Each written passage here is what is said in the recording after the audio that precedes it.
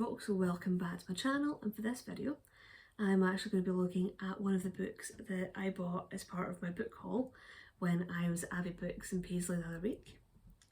So the book that I'm going to be looking at is called Buddha Da by Anne Donovan, and this is Anne Donovan's debut novel, which was actually shortlisted for the Orange Prize and the Whitbread Prize.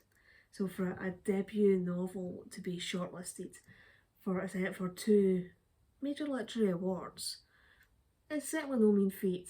So yeah, definitely something that most writers would be rightly proud of themselves if they were able to achieve with their debut novel. So yeah, and it was a book that I actually enjoyed and I found really interesting when I read it. But before I get on to talking about Buddha Da, it's a bit of housekeeping first. If you're enjoying my channel, if you're enjoying my videos, if you can click on that subscribe button, click on that notification bell, leave some likes, leave some comments, it is always really appreciated and it does help the channel to grow. And if you'd like to support the channel further, I will post a link to the channelscoffee.com page in the description bar below and in the pinned comment in the comment section. So back on to the book itself, on to Buddha Da by Anne Donovan. And I'll give a wee quick read of the blurb just to kind of give you a rough idea of what the book's about. In her hugely acclaimed debut, Anne Donovan tells an endearing, humoristic yet unsentimental story of a working class Glaswegian man who discovers Buddhism, rejects old habits and seeks a life more meaningful, only to alienate his immediate family in the process. Moving seamlessly between three family members, Donovan's clear-eyed, richly expressed prose sings off the page. Each character's voice has its own subtle rhythm, and the conclusion is a poignant mixture of hope and lingering reservations. Buddha Da is a delight from a stunning new talent. Yeah, so it's, again, as you guess from the blurb, it is very much, it's set in Glasgow. It centres around a working class Glaswegian family, and it very much does have a Glaswegian voice and a Glaswegian humour. Is it that very kind of dry, it's almost like a sarcastic kind of humour that you tend to get in Glasgow. And again, having grown up in West Central Scotland, it's very much a kind of voice and a humour that I'm used to hearing. And I think that is kind of quite nice and quite refreshing to actually see that coming across in a novel and seeing it being done in quite a nice way, and it's just having it being presented as kind of quite poignant and very much in a positive light as well.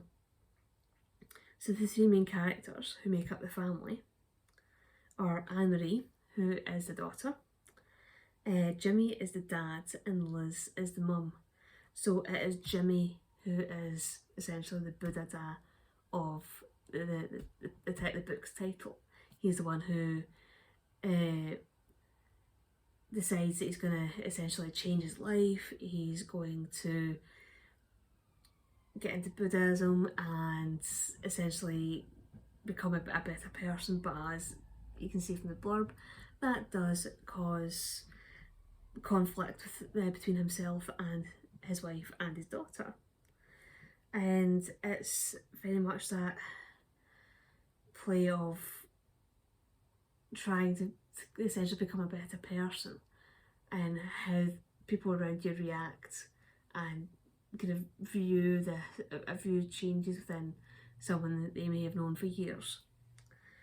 And it does very much kind of deal with the whole effects that life changes can have, not just on yourself but on those around you. And it very much through that highlights the fact that change is not an easy process. It is not an easy thing to do, it's not an easy thing to achieve. It can be difficult for yourself and difficult for those around you. So essentially one of the main running themes throughout Buddha Da is people doing things in the hope of improving themselves, but without actually talking things through or consulting their immediate family or those who are closest to them, who may actually be affected by the changes that the person might end up making, and the difficulties and the chaos that these changes can actually create within people's lives.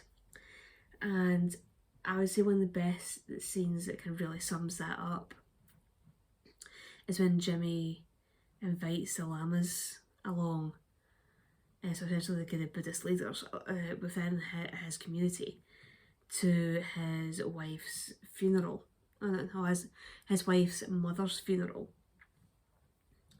And essentially his wife doesn't want them there. She just wants the lamas to leave so they can actually carry on with the funeral as she thinks the funeral should be going on with. And again, that just adds to the conflict and the difficulties between Jimmy and Liz. And it's the fact that Jimmy had just decided that he wanted to bring them along, had said to Liz, and hadn't actually thought there was going to be any issue.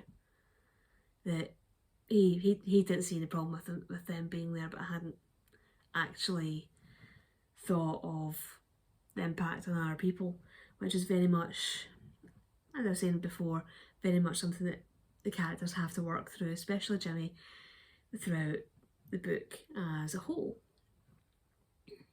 And Jimmy as a character does seem to be a bit oblivious to the impact that his actions have on others, whether it be before he decides to become a Buddhist as well as after he decides to become a Buddhist.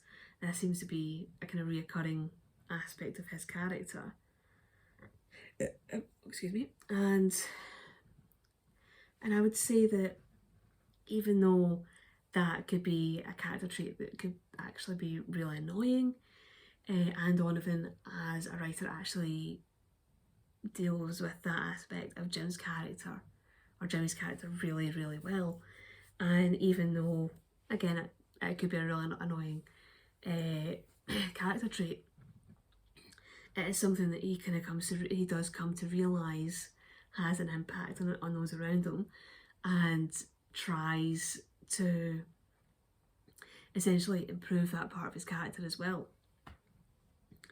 And I would say that within Buddha Da as a novel, as well as having that kind of very Glaswegian voice, that very Glaswegian humour, which can sometimes be a bit harsh, a bit abrasive, if not written right, if not dealt with correctly, Anne Donovan actually has a very gentle way of writing, especially when dealing with the complexities of life and relationships.